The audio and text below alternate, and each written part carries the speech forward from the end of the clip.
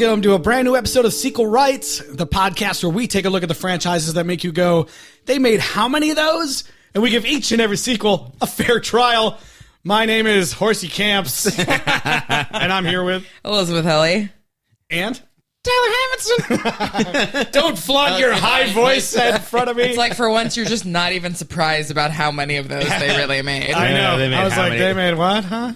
Justin nonplussed Camps. No, we, just got back home from a bachelor party in Vegas. So Congratulations to Justin Camps. That's right. Thank you. My voice is a little messed up for this week's episode. He was just singing Phil Collins too loud. But if you're really pissed off about my voice, you can email us at sequelrights@gmail.com or yell at us over social media in all caps at Sequel Rights on Twitter, Instagram, and Facebook. And please rate and review us on Apple Podcasts. If you give us a review, you can exclaim the movie that you're like, they made how many of these? People need to know about this. And we'll either talk about it on the air or we'll probably end up watching those movies. That's right. That's the best way to get the suggestion is 5 stars. It's a transactional fandom here. That's what we like to support here. We only accept stars. Because we're capitalists here at Sequel Rights. And we actually have a new review this week. Oh, nice. Yeah. We got a review from user Reading Hicks from Australia. Good day. He hit us up on Apple Podcasts with a 5-star review. Woohoo! And it's titled The, all caps, Movie Sequel Podcast. He said, I found this show while looking for podcasts about Tremors, but had to stick around because these hosts are hilarious as they cover film series that offer diminishing and dubious returns. Start with something you're familiar with and you'll be hooked. Yeah. Oh, that is the sweetest thing. Thanks for reading, Hicks. Yeah. I think this guy's been, or girl. I don't know if it's a girl. Yeah. But this person's been tweeting us a bunch on Twitter too and hyping us up. Fantastic. Yeah, and remember, if you write about us on an international iTunes, make sure to take a screenshot like this person did so that we can see it. Otherwise, we will not know. That's right. And this week, we have a very special guest joining us. Mitch Thompson from Blind Covers is here in the office. Oh, sorry. I'm finishing up my angry tweet. Hashtag MAGA. Cool. All right. Anyway, hey, thanks for having me on. I can't believe this guy's voice right now. Well, thanks for being here, Mitch. Why don't you tell us a little bit about Blind Covers? So it's a music show. Basically, I wanted an excuse to hang out with bands that I really liked, and it's somehow worked. Basically, we get a band or an artist in a recording studio and give them lyrics to a song they've never heard and make them write a cover of it in an hour. And there's lots of dumb interviews and ephemera, but it's a lot of the music. Nice. And you have a new episode coming up this week, right? We do. This Friday, the lead singer of my all-time favorite band, the Get Up Kids, Matt Pryor, is going to be on the show. What? Covering my favorite Regina Spektor song, which you'll have to wait and see what that is. Ooh, that's exciting. Very excited for that. Where can people find Blind Covers? Where can they find the episode? YouTube.com/blindcovers. We managed to snag that, so. Nice. Yeah. I'm curious too. What's one of your favorite episodes you've had? The last handful. So we basically stopped doing the show for a year because I got too busy and too depressed, and then we came back. But basically, any of the last 5 or 6 episodes are my favorite we've ever done. We did an episode with Chris Farron from Antarctica Vespucci that was a blast, really great. And then we just did an episode with Tiny Stills, who's incredible, and my all-time favorite drummer, Tony Thaxton of Motion City Soundtrack, nice. was also there for that. So it's when I say that I have scammed myself into the way of late 90s, early 2000s, post-emo, I'm really riding high off this grift right now. That's incredible. And we're so happy to have you here because this is a cover song of a movie. Exactly. It actually sounds like the premise. They only had an hour, and it was somebody, they gave them a page of the script of the original Poltergeist, and they had an hour to come up with it. And this is what we're talking about today. So I very specifically, I've never seen a Poltergeist film. Or a real Poltergeist. I've never seen a real Poltergeist. I'm very out of the conversation in terms of horror films. I've never seen a Halloween film. I've never seen a Friday the 13th film. Never seen a Nightmare on Elm Street film. And I've seen one Poltergeist film. So this is kind of my judgment of all like late mid-century horror. Oh my God. And I gotta say, guys, I'm a fan. Hey, anything to get you hooked. This movie brings some really original stuff to the table. Did you see when the ghost came out the TV? That was pretty cool. I've never seen anything like that before. Well, let's dive into Gil Keenan's 2015 cover of Poltergeist. We didn't know where else to go. You did the right thing coming here. Maddie was the first one to notice things. How will you get here? Who are you talking to? When was the last time you had contact with her? Before she was taken?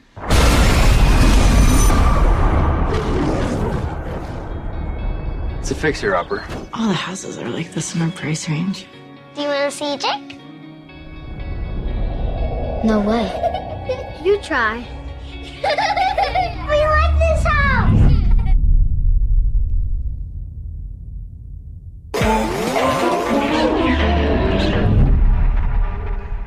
Oh, God. They like this house, Tyler.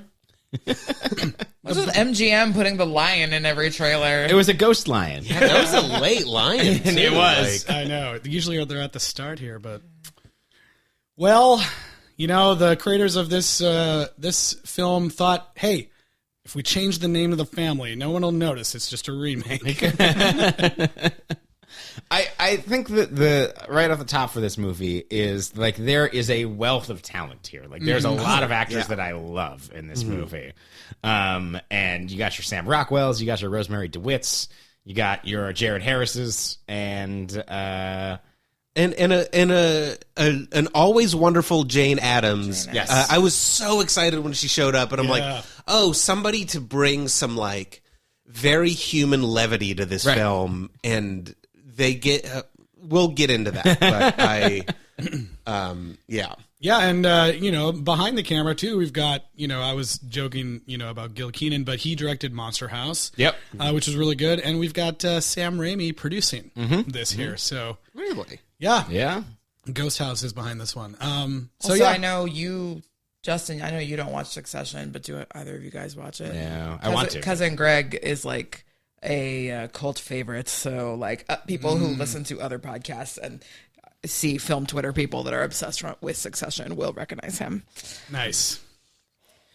Well, yeah, like I said, we're introduced to a brand new family, the Bowens, moving into a new house. Bowens, they come from Tractor Money, the Bowens. That's right. Sam Rockwell works for John Deere, formerly. Tractor Dad. well, very pointedly, the woman asks where he works, and he says, "I work at John Deere." And then she says, "Oh, what do you do there?" He says, "Well, I got laid off. Thanks for asking." He did it to her. I mean, say you're between jobs, man. Like it's. Well, yeah. The thing, I don't know if you guys found this. The thing I found in this movie, every single character from top to bottom is an enormous asshole. Yes. Just unrepentantly, irredeemably. Just terrible to other people. Although, Justin, I imagine you find this little boy less annoying. I was wondering about that. I actually think he's probably just about as annoying. What? Oh my God. I was like, this is the movie where they decided to make Robbie be more of like the main character. Right. Yeah, he was so much the main character in the beginning of the movie that I was almost like, is he going to get pulled in instead of not Carol Ann? And like, yeah, I mean, the thing I didn't like about this kid is that the movie starts and nothing has happened. Right. No ghosts, no nothing.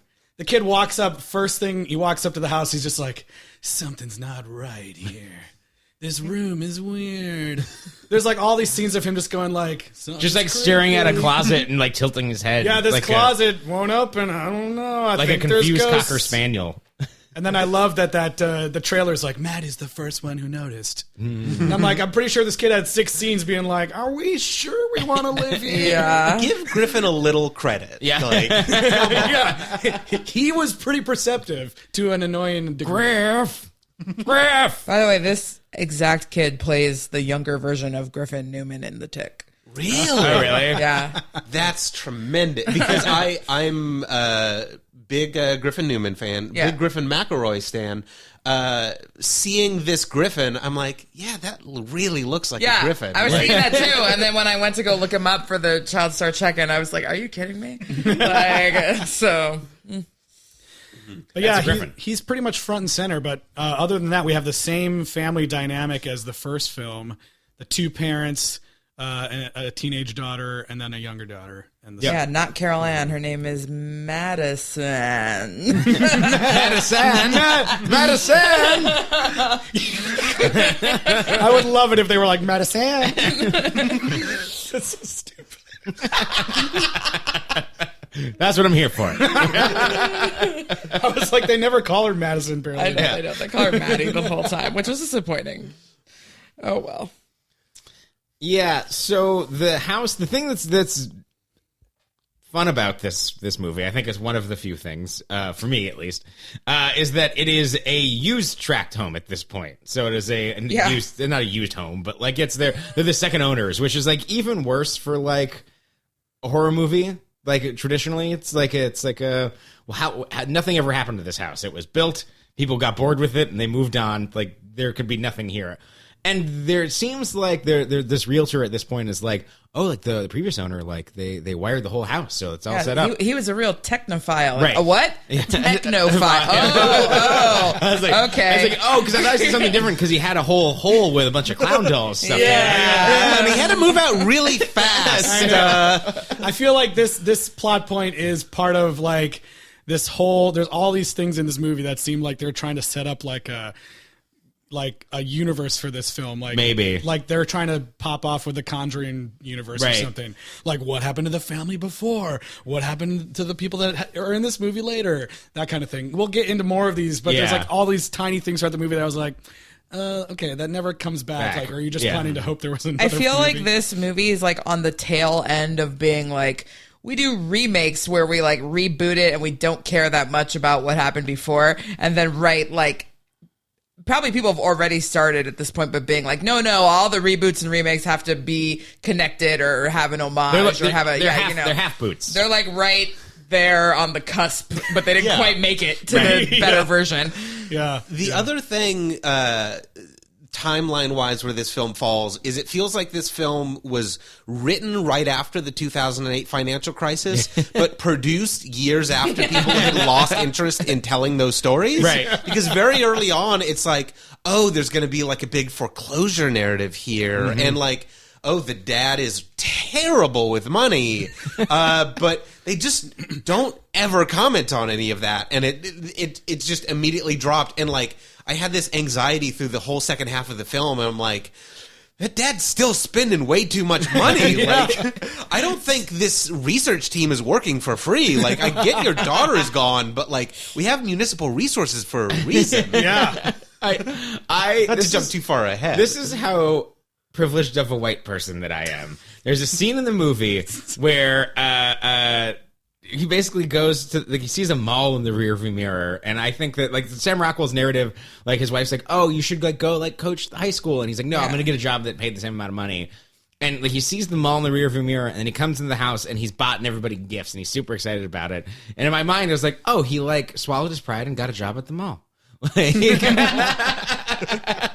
maxed out his credit card. Yeah, he just maxed out the third credit card, and I was like, oh, that's on me. that was incredibly clear. Yeah. Which, at the end of the film, that's truly the cliffhanger for the next film, is that he has not gotten his spending under control. They're still buying another house. Yeah, they're still looking to buy a house. Who buys property now? I don't think they're recouping the investment of that abandoned home. No, they fucking destroyed it, like, real bad. And as we saw, I mean, you hadn't seen the other Poltergeist movies, but the second movie had a whole plot line of them trying to cash in on their insurance from the house, crushing the previous house. The house gets pulled into another dimension, and so, like, Craig T. Nelson is yelling at them, and he's like, well, according to the insurance company, the house is just lost. It is not destroyed. Wait, it's the same family in the second film? No. Yeah. Wait, what? In the second Poltergeist. The second Poltergeist, Okay. yeah.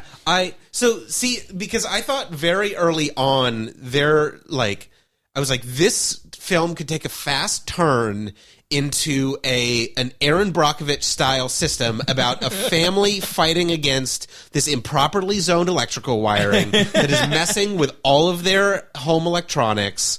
And I feel like, based on what you're telling me about the original Poltergeist 2, that could very well be a great setup for the Poltergeist 2 of 2022. Who do you cast as the eccentric ghost lawyer who's ready to dig into Tobin's spirit guide and really take it to the courts of this? Of like, oh no, like you've made an environmental hazard with these electrical fields. Oh man. Character actress Margot Martindale. Yeah. I don't know. That's actually amazing. Yes. Hell yes. Make this movie. I decided to go a different direction with that than what you were pitching.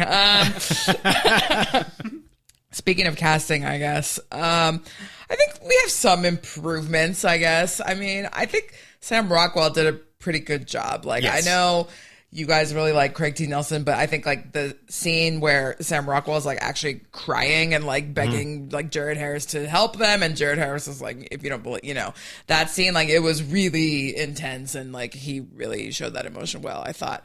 Rosemarie DeWitt, I didn't really care for as much as Joe Beth Williams. Oh, I like Rosemarie DeWitt. Yeah. Really, I don't I think that one of the things that the movie did really, really well is they kept the kind of realistic relationship of like these parents that are not perfect, and like that's something that's big in the first one, and I think that they did a really good job carrying that through and showing that they really love each other, but they also are kind of fuck ups. And I think in the original Poltergeist, that makes it all the more scarier because it feels real. Like that's the whole point of it, is like these are real people, and like they're smoking pot in their bedroom, and whatever it is. And in this, it doesn't have the same effect because you've seen real people in movies. Yeah. But apparently she took the role after seeing The Conjuring, because her husband, Ron Livingston, is in The Conjuring. And so she was like, oh, I want to do something like that. What a bust, man. See, it's very interesting to me that was a dynamic with the parents in the first one, knowing that, because watching it cold, all I thought was, these parents are awful. I think it's very early on that they're having a conversation in the bedroom where they're just like, yeah, I wish we didn't have our third daughter. Yeah. Like, she kind of sucks. I don't like having her as a daughter. Like, but then they were like, but really, it'd be better if we could get rid of the middle son. Yeah. now how do Something's wrong with him. Yeah, and I was like, I never should have abandoned Griffith the Mall. Yeah. He was never the same after that. it like, now knowing that, it feels like kind of a bad cover song where it's like, oh, we're playing all the same notes, but there's no intentionality behind them. Yeah. Because it's like, to me, the unaccustomed viewer, it just comes off as like, oh, I don't like them. Yeah. And If you had seen the first movie, it's basically the same thing, but with drones and GPS tracking. Well, and to extend that metaphor, like the first one has all of this really gorgeous, amazing practical effects that are just ornate and come through, and it's like they're playing all those effects on like their Casio, where like it used to be like a full 5-person band, and it's just like, nope, like I got horns right here, but it was like an $80 million Casio. right? Yeah, exactly. It was very Close Encounters-y when that little piano started lighting up and stuff. And then there's a lot of floating lights that look very Close Encounters-y too. So It's somehow it is doing the cover song thing where it's going through the exact same beats. But in the first movie, instead of just static electricity being like, oh, like this room's kind of staticky, it's things in the kitchen start sliding across the floor. And so it's this much more dynamic, crazy thing. And so this movie is essentially could do more with CG and get even crazier, but it is somehow smaller. Yeah. Yeah. I do feel like I was waiting the entire movie for like, come on, where are these cool modern effects and stuff? I feel like they get there a little bit towards the end. Well, a little bit more interesting for me than what's happening before. But the rest of it is just like every beat from the first movie is in this movie. to There, this. instead of the chairs stacking up, there's like a comic books House of Cards Oh, situation, and then it looks cool, but then it like flies away, and I'm like, oh my god, it's comic books! Like, Right. those weren't bagged, like they're all ruined now. Yeah. You know? Like, And it's like it's played for. It comes out of nowhere. Yeah. And it's played for just like a cheap jump scare. Yeah. Basically. And it's the 7th scene where Griffin's like let me. I'm like, uneasy. something weird's going on. Well, and kind of getting to like the practical effects versus digital effects thing, there was a big issue for me in this film of so much very like flashy cinematography of them really trying to like do a lot with the camera that totally undercuts the scares. Right. Did, Yes. did you have that experience? Absolutely. As well? Like especially in that comic book scene where instead of like a hard cut, it's like this like slow pullback, and it's like, what? All these comics are standing up now. And it's like, all right. Yeah, and I was, it happened so fast too. At first, I was like, man, those playing cards are really big. Yeah. They're stacked up just like that. And then I was like, oh, it's his comic books. Yeah, and it's like, oh, I guess he reads comic books. Okay, Yeah. cool. Did he's you a guys total watch nerd. the extended cut? Yes. Oh, okay. Did everybody This watch film? that one? Yeah. I watch whatever is available to purchase on Amazon. Yeah. Purchase or rent? To purchase, because it would not let me rent this movie. Exactly. So you can So I'm rent the the now- extended version only. So you missed out on some extra family talking to each other scenes and a few little gags like toy animals like sticking to the door like magnetized. And That then was the mom- actually a cool The mom scene. walks in I and like they all that. fall to the ground. I did not see that. I watched whatever version my girlfriend bought when it came out because she loved this movie. Yikes. Oh, wow. Muzzle top. Yeah. So there's a few things. There's a fun scene where, they're dealing with the closet creepy door. closet door that static electricity is your hair and stuff. But there's a scene where one of the parents, I don't remember which one, walks in and the camera shows like all these toys kind of like lying on what looks like the ground, but the camera tilts and you see that it's on the doors of the closet. And as soon as a parent like crosses the threshold of the room, they all fall. And it's just like a fun little short thing. Yeah, so the things that were It extra definitely were needed that. Yeah. Sam Rockwell attempting to play baseball with his incredibly withdrawn son. He was like, hey, let's play catch. And the kid's like, why? Yeah. I don't know, because he's like, I don't know, because it's fun. The And he throws it in mom the tree. drops an earring behind the washing machine and then like sticks her hand down there and it comes out covered in like nasty black goop and like she doesn't really tell anyone or do anything about it.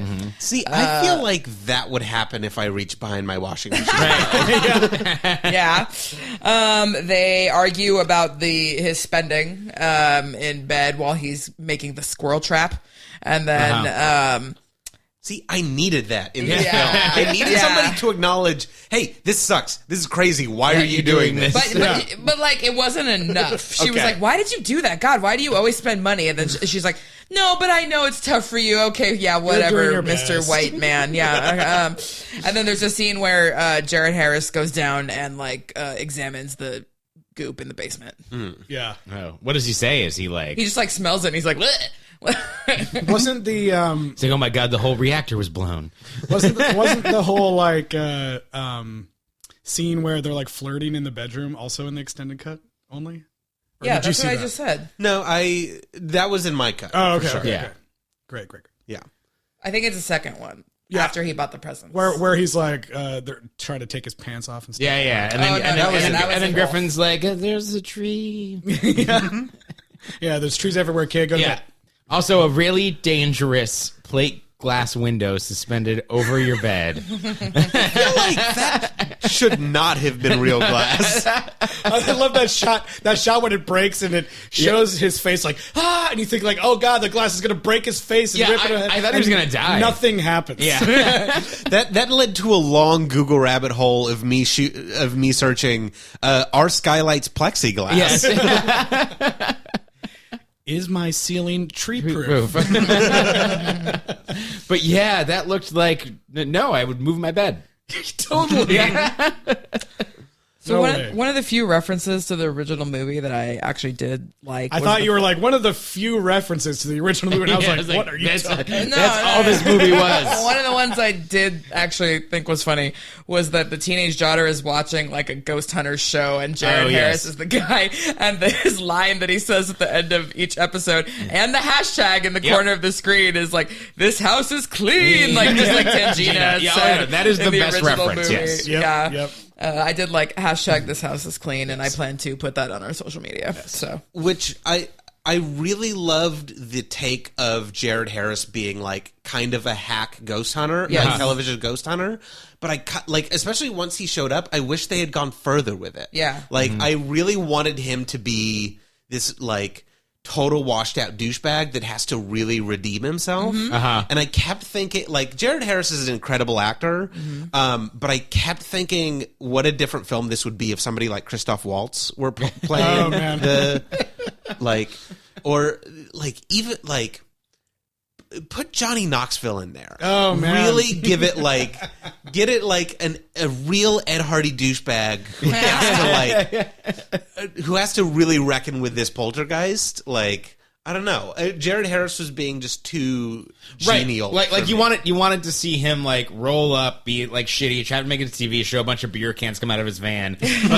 But you can tell like from his relationship with the other researcher, or what do they have? Yeah. Like, at one point he believed in it. At one point he had some talent for this, but it's long gone, and he has to like find that again. Yeah, I think that's probably like possibly my favorite scene in the movie. Yeah. Where you get a little bit of that more like character for Jared Harris, where he says something that reveals that, Jane Addams' character, Dr. Brooke Powell, they used to be married. Right. And like she didn't want kids, and then it goes off into this whole thing about them kind of like fighting each other a little bit, and he's like, yeah, but she still misses me, and she's like, no, I don't. And that whole kind of like interaction was like just a great acting piece. It was really good, yeah.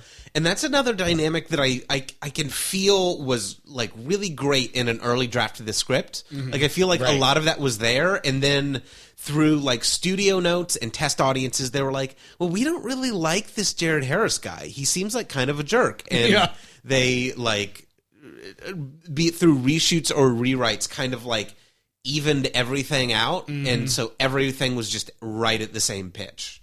Yeah, I think you're probably right. Yeah. Sad. I'm just realizing, like with Jane Addams too, like there's a lot of Twin Peaks people in this series. That's right. Maybe more than we've had. I don't know. But we'll have to go back through and find which franchise has the most Twin Peaks actors. Well, the Legacy show puts it over the top. Yeah, fair enough. Yeah. Yeah. So, yeah. What else? I mean, if you've seen Poltergeist, the same stuff happens. Yeah. The same stuff happens. The daughter gets taken into the closet.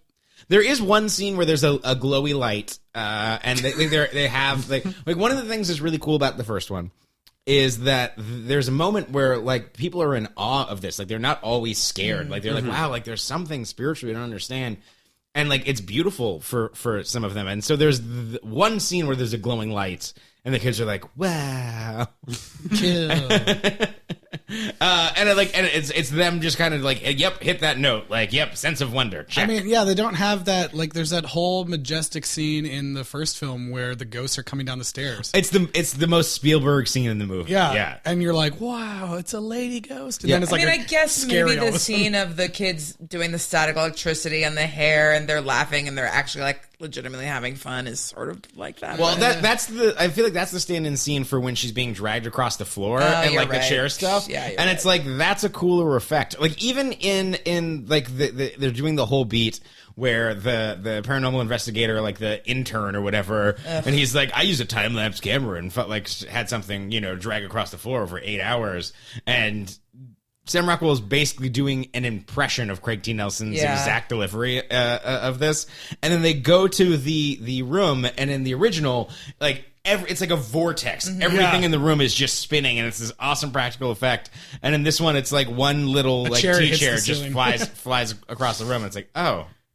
Like, it's been 20 years. And like, he never gets, like, a comeuppance, really. I mean, he gets his arm pulled into the closet and the whole scene with the drill, but nothing actually happens to him, so it's like... Yeah, man. And I guess the drill scene is, like, a stand-in for the stake and the ripping off the face scene. Yeah.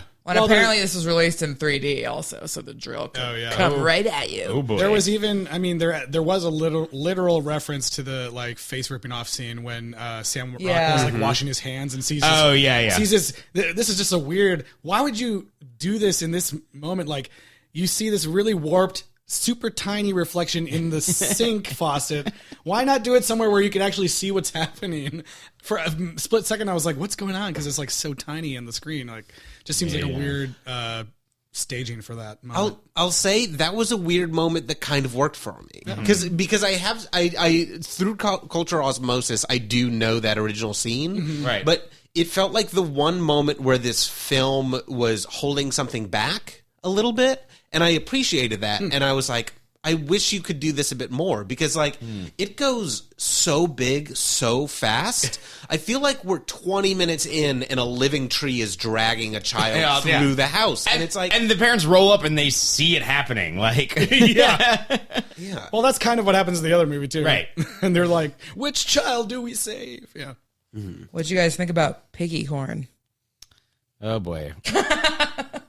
I mean... I really liked Piggy. It was good. I mean, it was a cute toy that and it made sense. It made you. I liked the scene where it rolled. In the closet. Yeah, like it rolled real cute. how it tempted her into the closet. I thought was really, like, worked very well. And then the Joseph Escamilla memorial question: were you sad that there was no dog? Yeah, no pets in this one. Yeah, no pets at all. I mean, Joseph's right. That dog didn't do shit. Yeah. Cut it. No dogs. Although they still had to have the ASPCA there to monitor the animal action of the squirrel, apparently, because in the end credits I was like, what animals? And then I was like, oh, the squirrel. I did. So the squirrel scene was actually pretty awesome because, like, the kid's scared and he's like, oh, come on, bud. Like, there's nothing scary in there other than, like, your trap door full of clowns. Which is like, no, that is never addressed. Yeah, exactly. never addressed and terrifying. Yeah, like, oh, he's a bit of a technophile, and he has a clown hole. Like, he's a real nice guy, though. When he moved to town, he went door to door to introduce himself to everybody in the neighborhood.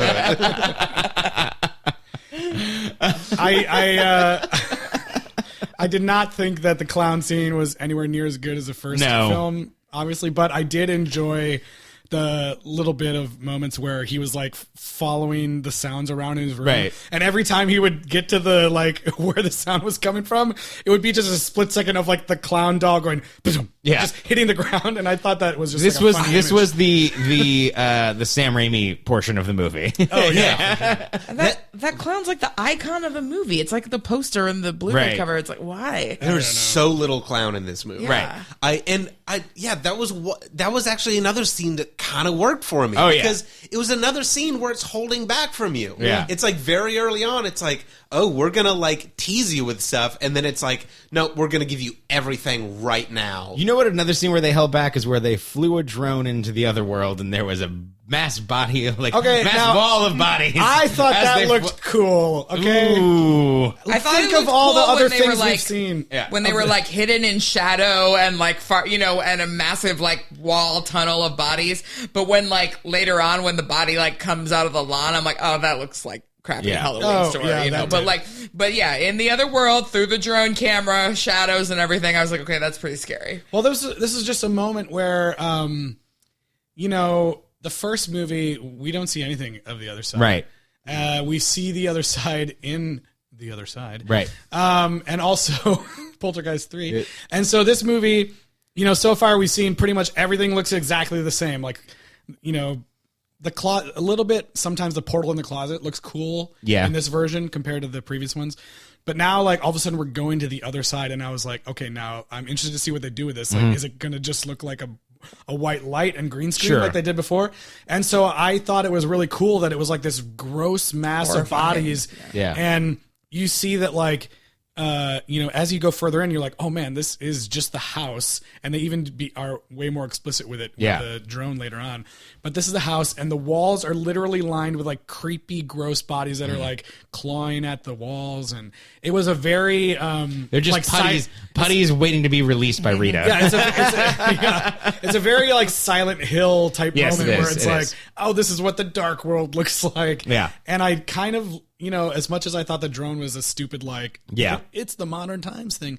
I like that moment when Griffin like is looking through the drone camera and then brings it down in the, hallway that they're in. And right. he sees that, oh, this is like what the house looks like normally. And here it is on the other side. Yeah. And I thought that was just kind of a creepy, cool thing. It was an interesting way to go with it. They could have just been like, it could have just been that same color and no bodies all over the walls. Yeah, and stuff. Now that you said it was a 3D movie, that makes more sense to me. Mm-hmm. Yeah, in this scene because like I imagine that it would have a lot of texture and depth to it. I didn't think it looked super great, and it irritated me. Yeah, I remarked to the friend I was watching this with that it felt less like a horror film and more like a low stakes action film. Yeah. Because there's so much spectacle, and knowing that it's in 3D, a lot of that really fits together for me because it is like sort of a really lackluster visual feast for the eyes at the end. And well, it's like, it's tough because I think, I think this series is mostly known as being like a spectacle based, like family horror genre kind of thing. And, I feel like it's known mostly for its crazy visual effects. And so I'm sure that's what they were trying to do. Like, I don't know how they worked on it, but maybe they went through things like, oh, what have we seen in the other movies? What can we try to, quote unquote, improve on? And maybe this was something where they're like, oh, we can make this really cool. And I feel like, we talked a little bit about how the H.R. Giger designs for Poltergeist 2 didn't quite match his vision. And I feel like there was a little bit of this in that because there was a whole Great Beast thing that was supposed to be like a bunch of bodies and heads coming out that didn't quite work in that movie. Yeah. And I feel like they got to bring a little bit of that back and like just the massive bodies and writhing grossness. I thought that was kind of cool. Here's my question. Why'd they start the drone downstairs instead of just starting I upstairs? thought that same big question. Yeah. Because Griffin had to do one good thing in this movie. No, then he jumps in there later. Yeah. That's the second good thing. Yeah, I rolled my eyes about that too. I mean, just from a battery life standpoint. Right. Yeah. I was also like, they have no idea if it's going to, how do we know that it's not going to go through the portal and just immediately stop working? Right, which would make sense. How far does the, antenna for that thing Well, you know work? what? There's only way to find out, and that's to try. Yeah. That's right. We're going, And to believe in yourself. Buy Ghost Brand, Ghost send drones. us a drone and we'll film a YouTube video testing this out as soon as we find the portal to the other side. That's right. We'll just follow Jared Harris.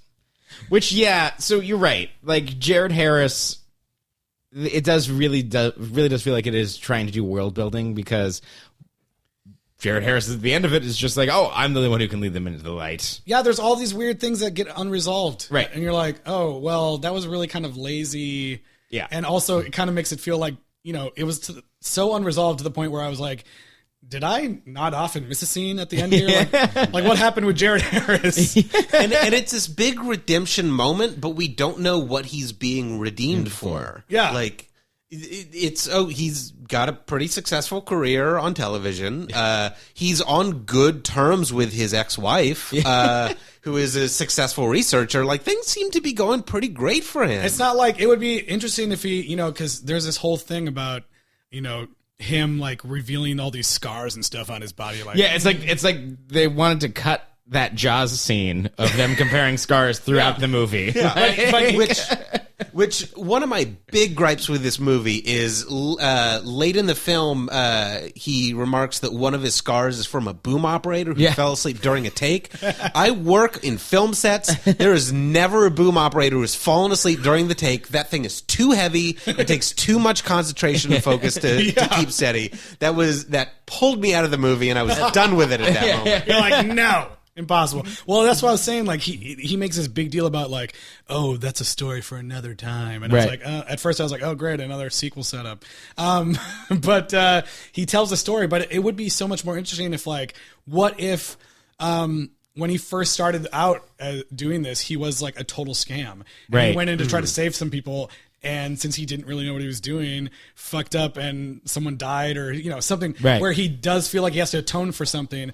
And so maybe the first one was a fake. And then as he went on, he started like actually practicing what he preaches Right. or whatever for real. His atonement, though, is completely undercut by the fact that he doesn't atone. He survives, and then like, Well, we don't know what We don't know. what happens. Is that happen, or does that middle credit sequence just like this was a funny thing that we filmed from earlier? Yeah, that's true. Yeah. I don't know. I seem to because it ends where they're like, oh, his GPS is back, and then there's a mid-credit scene of him filming the show again with Jane Addams now there. Yeah. Right. It's just such a weird Yeah. ending. Yeah, I don't know. Very weird, very weird. But it gives us another chance to have a blue beam in the sky, as we all love for no reason. Actually, there's parts of the end that I like. It again follows the same exact trajectory of the first film, where they're like, everything's fine and we're done. Right.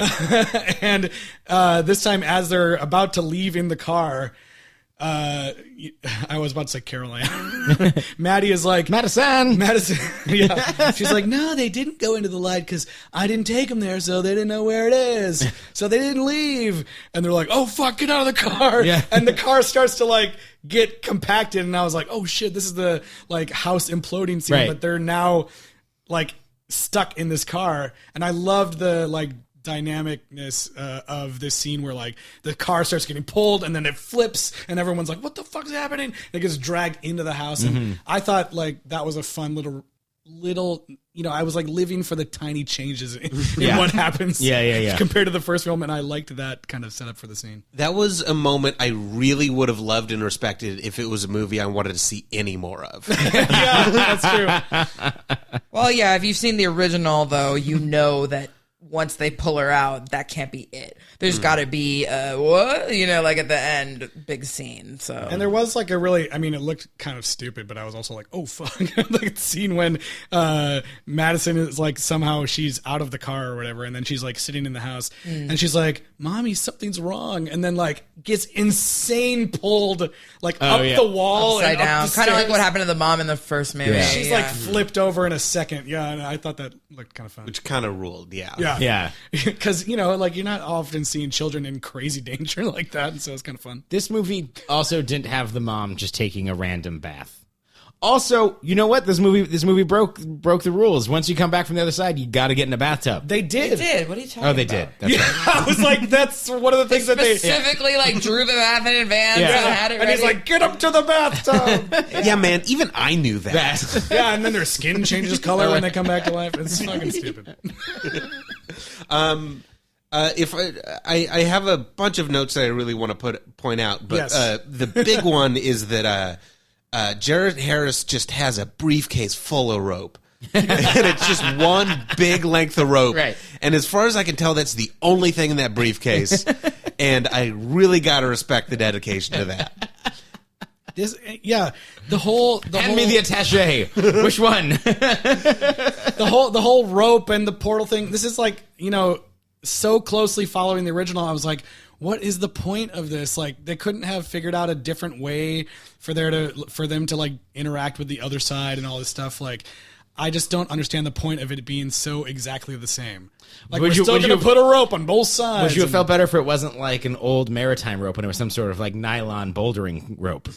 Well, there's like, just figure out some other. This is the level of changes that are happening in this movie. I know. And what if instead of a ghost hunter, Jared Harris was like a cool rock climber from Austin? He didn't know anything about ghosts. And what if But he did some peyote once. I would like that. He went to Burning Man every year before those Silicon Valley corporate sellouts ruined it. Yeah, I just, there's like, it's just like beat for beat. The whole like arguing about who's going to go to the other side to save Madison. He's like, I can go to the other side, and he just does a bunch of salvia. And It's the same scene, except that the kid goes instead. Who cares? right. The mom's like, she won't listen to anyone but me. I know, it's like, she's not a dog. Like, she specifically said, like, she won't come to anyone but me. I'm like, pretty sure she will to get out of there. It's like, oh, the daughter you wish you didn't have? And then they all took a lesson from the mom in Poltergeist Legacy and lost the kid. Yeah. Yeah. So there's 3 kids in this movie. They are all alive, thankfully. None of them have died. As of the recording. Yeah, of the Poltergeist curse. Yes. So Kennedy with an I, Clements, is Madison. She's in Pup Academy, and she's been in Wayward Pines, and she recently competed with her crew, the Mini-Bots, on World of Dance Season 3. The mini-bots. Mini-bots. Yeah. I thought you were going to say in like battle bots. I was like, oh shit, that's cool. Sick. But no, it seems like she may end up being more into dance than acting at some point. But she also, before this movie, was the star of Jingle All the Way 2. Oh. So who knows? We could revisit that at some point. Turbo Man. Kyle Catlett, who I already told you played young Arthur in The Tick. He's in some other movies and TV shows. Now that this is pretty recent, all these kids have like verified Twitter, verified Instagram, verified. So it's like not that exciting. So they're really taken off. Yeah. And then Saxon Charbino, who played the older daughter, whose name was Kendra. I wrote it down. Babysitter. Yeah. I did like that she at least got one moment of being tortured by the ghosts. Yeah. Which did not happen in She the didn't original. disappear to college or whatever. Yeah. She has been on Lucifer, and she is on American Vandal. Nice. Oh, nice.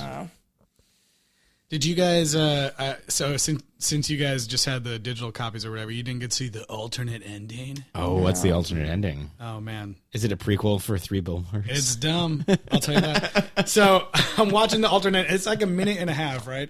And the terrible. All of a sudden, he's like, I hate black people. No. That's in 2 billboards. Oh my god. Okay, so the alternate ending, it has the whole lead up to like, oh god, where did Kerrigan go? Where is he? Oh look, his GPS is in the house. And then after that is where the new scene starts. It's the family driving to wherever they're headed. All of a sudden, Kendra's phone rings and it's all glitching out and it says unknown caller. It's like and she's like, oh my god, Dad, look. And Sam Rockwell takes it and just throws it out the window. And they drive off and they're like, yay, happy ending. But then the camera like, goes back behind the car and finds the phone on the ground. And we see that somehow the phone has been answered, even though he threw it out the window. And it's like Kendra's friend on the phone and it's still glitching out. And she's like, oh my God, you won't believe what happened. And then it cuts to black. But what happened? That is so stupid. I know. I was like, what is it even supposed to mean? Well, is it like it's supposed to be Craig T. Nelson wheeling the TV out of the hotel room? I guess, but then it sets up some like what? Like something weird happened to her friend? Right. Who is not even an entity in the movie? Well, that does remind me of my favorite horror scene that involves a teenage friend. Mm-hmm. And that is in The Grudge 2. Where they go downstairs and it's the whatever cheerleader friend and she's now like maybe possessed. He's like, oh, is my daughter here? Is she okay? And she just sits there like dead-eyed, chugs a gallon of milk, and then starts throwing up, and then we never see her again. I gotta see The Grudge too. Yeah. That movie sounds fucking awesome. So maybe it ties in that way. I think they're both Platinum Dunes movies. So is it okay? Can we talk kids for a moment? Yeah. That's all we do on this show. show. Like the previous owner of this house. So I'm legally required to tell you guys. No, I have a clown hole. So one of the things that bothers me with modern horrors is how they use children. Mm-hmm. Because I feel like very early on, like, kids were used in horror films as a contrast to the eerie stuff going on. Like, obviously, themes of innocence run throughout. Mm-hmm. I feel like kids have become such a shorthand that kids are supposed to feel inherently creepy. Mm-hmm. And I don't think you can use that I don't think you can use that as a shortcut anymore, because you need a kid to be... My big problem with Griffin in this film is that he's supposed to be a nervous kid. I was a nervous kid, and I didn't act anything like this. You're not running into the other dimension to save someone's life. No, I mean, like, especially early. I'm not like. I couldn't tell if Griffin was supposed to be like morose or possessed. Right. Like you're nervous to be around him. Yeah. Yes. And like it's this. It felt like he and Maddie were playing the exact same character the entire film, which was just very silent, still child character, which is supposed to convey eeriness. But I like it. What were your thoughts? I think that you're right. It is something that's become a shorthand, and it's something that if you're having the kid do all the heavy lifting of like, this is what's eerie, and it's like, oh, the kid's whispering, and that's like, oh, that's really weird. And we've had this, in Chucky, and we've had this in some of the other movies. People do it. I think that it's if you have a good enough actor and you've defined the character well enough, you can get away with it because there's a contrast of when they start acting that way. And when it's basically just a stereotype, it's just an archetype of like, oh no, creepy kid, something creepy's going on. I mean, it's lazy writing. It's I don't have to write anything. I just like go in there and act creepy, Griffin. Yeah, this Griffin was creepy the entire time and never really changed. Madison, I could tell they were trying to make her like more perky and funny in the beginning. She was like, shut up, you asshole, or whatever. Like that's like our first line, I think, in the car. But we didn't have enough time with her as pre-possessed. Right. Not Caroline. God, Madison before. It's hard. I miss Caroline. Caroline. Okay, get out of my system. Caroline. Yeah, Caroline. Caroline. Anyways, we didn't have enough time with her pre-possession to really notice the change. Yeah. And yeah, in the original film, both kids were kind of rowdy and silly and juvenile before becoming like horrified. Yeah. It's all the result of the hard work of the anti-child lobby. Trying to make people just think kids are creepy. It might be. It may have worked because apparently, millennials aren't having children or whatever. Oh, no, I just think that's crippling student debt. Yeah. Look, I gotta say, I really love Beto's child buyback plan, though. We will go door to door. And buy yes, we will come for your children. Unwanted children. Hey, the old homeowner's back. The kid who plays Griffin, Kyle Catlett, like you could, I mean, no offense to him, but you could tell that he just like wasn't up to the acting chops that he needs. There's that scene where Jared Harris's character is like, "I'll tell you that story as long as you don't get killed," and then he's sitting on the couch and he's just like, "Okay," and you're supposed to be like, he's supposed to be conveying like that was an awkward moment, but he's just like blank slate, like what? Yeah, he's not making it funny or weird. It's like no, yeah. Which, as a nervous child, I feel like that kind of statement coming from a grown up should worry him. Like I feel like that's the kind of sarcasm that is gotten by movie children, but should totally go over a child's head. Right. Yeah, like he should be like, "Mommy, the guy wants to kill me." Yeah. I don't know. And that would have made Jared Harris like more of a fuck up and more interesting as a character. Like he's just like, oh, he has no idea how to be around kids. Yeah. Were there any other scenes you guys want to point out before we start wrapping things up on the Poltergeist franchise? Let's do a rating. You got a rating? It's not a scene, but very early on, I thought what an interesting film this would be if after Maddie disappears, they drop all paranormal subject matter and it just becomes a kitchen sink drama about parents dealing with the loss of a child. And I was like, oh man, it'd be great if this became like Rabbit Hole, like a much better play in film. And in my research, I found this was written by the same man who wrote Rabbit Hole. What? Yes.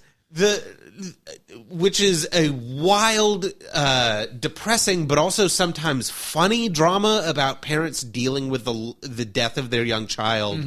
A much better film than Poltergeist, but the sequels don't hold up as well.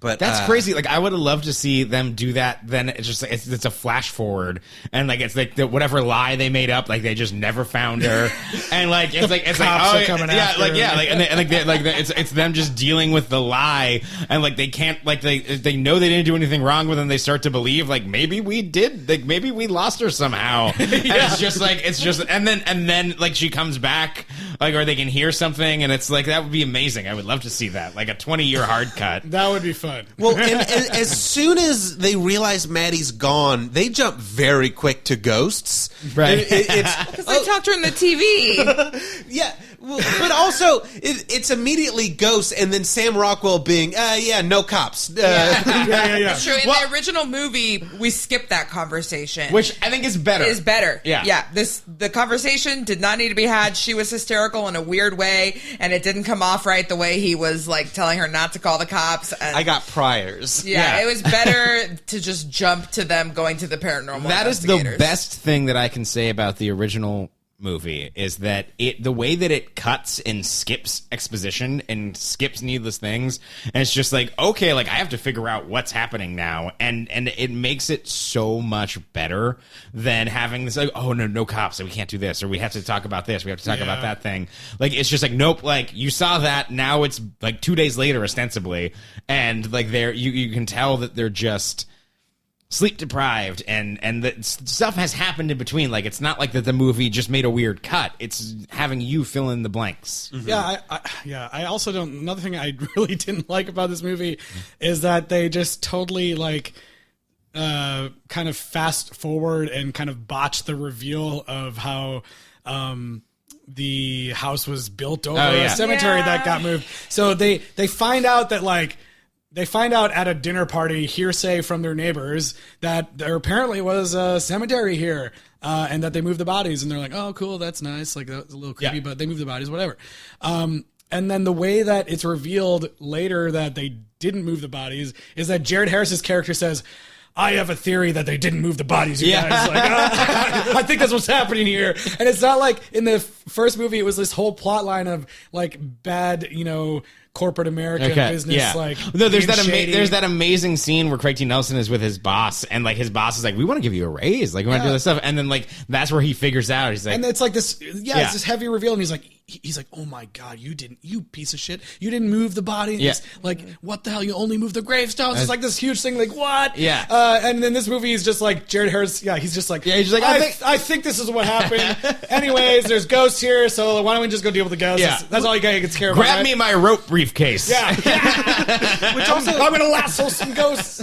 Did everybody else in that subdivision just kind of learn to deal with it? Like, is this the only house that it was a very ghosts? small but dense cemetery?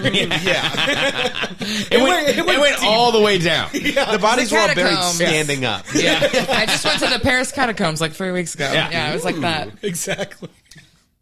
One last thing, I'd love to give props to the CGI team on this film for editing out Sam Rockwell twirling his keys on his finger through every scene.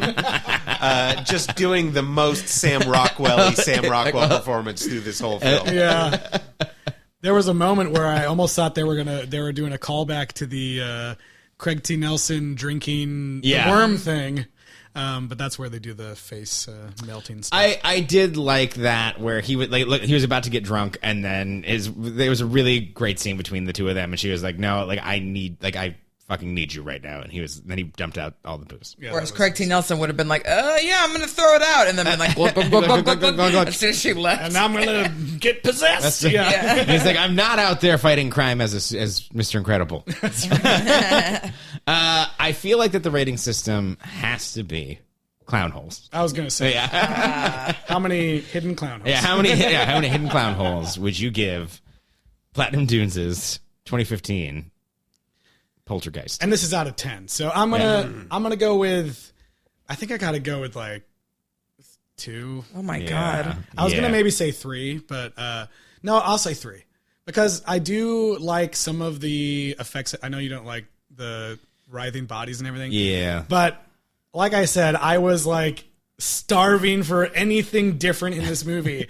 So like that kind of thing, I just was like, oh man, they kind of got a chance to play up some of the Giger stuff from 2. And I thought it was a fun idea. The rest of it is just like, why make this movie? I don't understand why it's just totally basically exactly the same as the first It's film. exactly the same, but worse. Yeah, there's just no reason for it to exist. Like, and it bums me out that all these awesome people. This was a movie that like I wanted to go see when it came out, and then I heard it was just bad.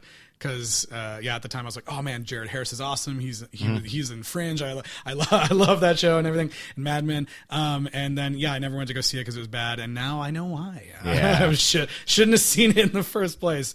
It's just it doesn't need to exist.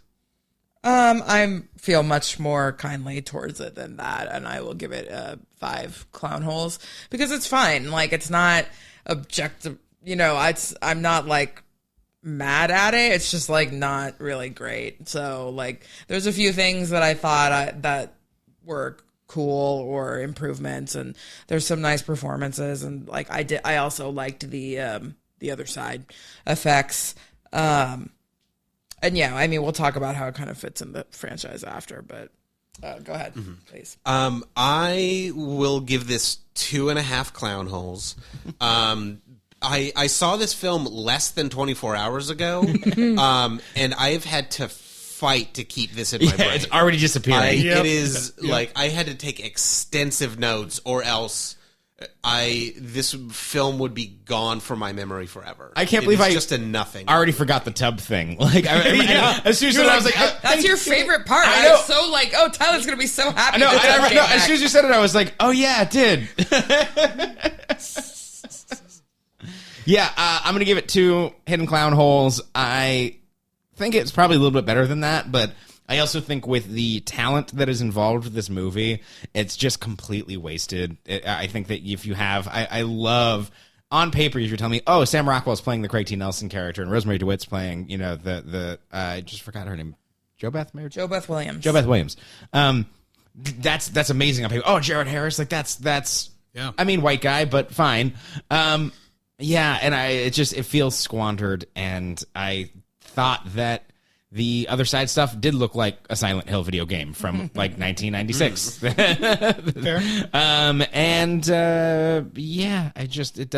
It was highly unnecessary. Well, I think that's kind of the end. But before we wrap up the franchise, we gotta figure out what we kind of thought as far as the rankings. Right. For the series. So. Do you want to start? Yeah, I sort of. I think that there's no comparison. The first one is just an absolute classic and fantastic and very much worth watching. And there's a lot of interesting stuff behind it as well. You got to watch it. Yeah, I know you might be like already over Poltergeist at this point, but I think you should just go. It's real good. Can I go ahead and give my rankings real fast? Yeah. Go for it. It's definitely got to be Poltergeist remake, Poltergeist 3 Back in the Habit, Poltergeist 7 Poltergeist Delivery Service, and then Joker. Yes, that's perfect. I'm sorry. Continue. Oh yeah, yes. I think that's not even close. I think that Poltergeist 3 is second for me. I think that then it goes 2. I think there's a lot of really cool stuff in 2, but when Grandma comes out and vanishes, I was just like, fuck you. Like that, like I hate that. I think that the ending's super lame for that one. And then I think the TV show for I think Legacy, because you get the priest who had sex with a woman and she killed herself because of it, and the demon umbilical cord. Oh, yes. And then this very forgettable. What's this one called? This last one. Poltergeist. Oh wait, it's just Poltergeist. Poltergeist. It's just Poltergeist. Yeah. Eliz, what about you? Yeah, I'm almost the same. Obviously, the first one is the best.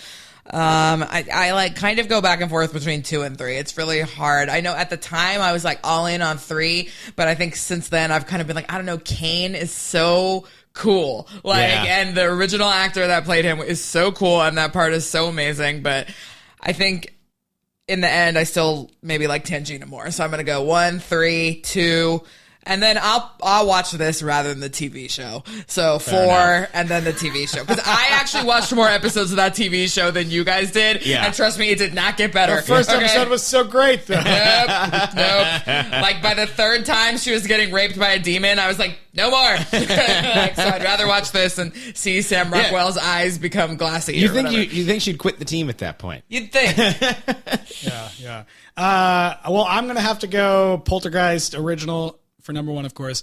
And then I'm going to just go Poltergeist 2 because... Oh, you love grandmas. I love grandmas. You love Native American. I don't like grandpas. You're a but grandmas sweetie are boy. okay. Yeah. You're a little sweetie boy. Yeah, she's so Car nice. angry. Okay, that part, the grandma thing was stupid, but I lament the decrease in the effectiveness of the effects in the third film, and A person climbs out of a corpse in that movie. Yeah, but I still And like... then the penguin throws cars at them. I still like the crazy worm thing into a crawling dude on the ground. all right. It is that cool. was still better than It is. anything That's the best. in 3. That's the best effect of the entire Yeah, series. and I think that just, after watching the Shout Factory Blu-ray about how they did that is very impressive. And I think that is just that is a leg up for me.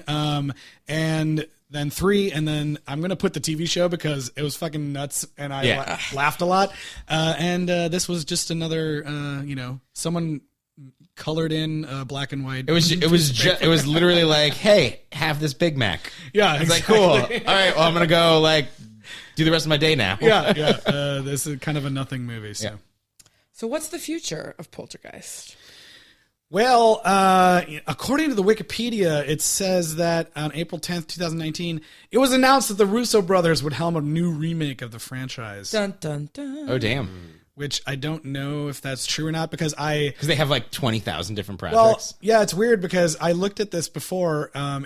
Wikipedia links to a Bloody Disgusting article, but that article says that it was announced in this kind of MGM thing on Deadline, and I went to that article and it says nothing about Poltergeist. So, so I don't know if that's... I think it has something to do with MGM just being literally do anything with this bag of IP we have, and they were like, Poltergeist, maybe. Yep. Yeah, so I don't know if it's actually something that's happening. And then prior to that, people had been kicking around the idea of a Kane prequel for a really long time, like a just about Kane movie, like a Tremors Old West. Something Yeah. about Just the about legacy Kane. of Kane. Yeah.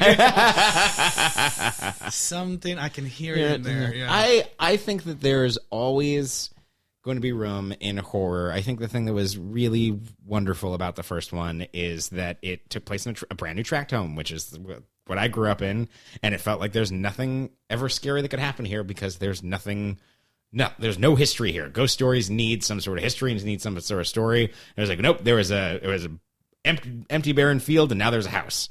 And so I think that there's always a way to find a history or finding a new way to tell a ghost story in a modern world. And I think that if that was the thrust of the new Poltergeist series, I'd be very keen to jump back in. Would there have been any value, or could there be any value in a recasting of Carol Ann as an adult by some actress, and somehow she has kids now, or Craig T. Nelson is there as grandpa or whatever? Is there any value in that? Me personally, having just deep dive into this whole thing, I would be super excited about that. Yeah. I don't know about what Joe, general public person. Would you be excited about that as an Amazon Prime show where she heads the research department at the university now for paranormal activities? And she hunts down ghosts? She hunts down Yes. ghosts. That's what we were saying every time, is that we wish she had obviously not passed, because we wanted to see Caroline grow up. And then there's a Frighteners type of thing where they have a CG hologram Tangina that gives her advice throughout the episodes. It's like a buddy cop. She's got the ghost specs and everything. Yeah. And the first time they live together, it's like an Odd Couple thing too, and then she has to do all the cleaning. Oh, Jesus, that would be really funny. I'm going to go pitch this tomorrow. It'll be fine. Go call up the Russo brothers. Yeah. Yeah, I mean, at the end of the day, Poltergeist is a haunted house movie, and there's been multiple better haunted house movies out. So if they're going to remake it again, I think they got to really step up and, The Conjuring and Insidious, both better movies. And I don't think there's really, I can't think of one off the top of my head, but a movie that really nails the creepiness of our relationship to technology and electricity. It's something that is sort of touched on in the original Poltergeist, but not really. And here they had an opportunity to do it more and just dropped it. And then there's other movies like that Kristen Bell one or other crazy dumb movies where electricity is involved, but I can't think of one that really hits it well. Except maybe Twin Peaks, I guess. Yeah, it would be a really cool like an early electricity like the first house that had electricity and it has a bunch of weird stuff. Like a period piece like that would be really fun. What if it turns out that's what the current war is when it comes out and they've just been tricking us? Yeah, Tesla summoned ghosts. That would be so great. Yeah. Well, that's the end of the Poltergeist franchise for now. And we the series is clean. Yes, that's right. The series is clean. And we're coming out of the Halloween times and into a little bit more family friendly fare. Family friendly. Some heartwarming material. And we just thought, why not just go hard in the other direction and talk about a Cinderella story? Yeah.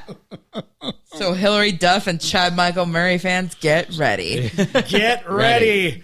I don't know anything about these movies. What's the elevator pitch for a Cinderella story? It's Cinderella, but now. I see. Yeah, I was like, a Cinderella story. So she gets a glass Converse or something like that.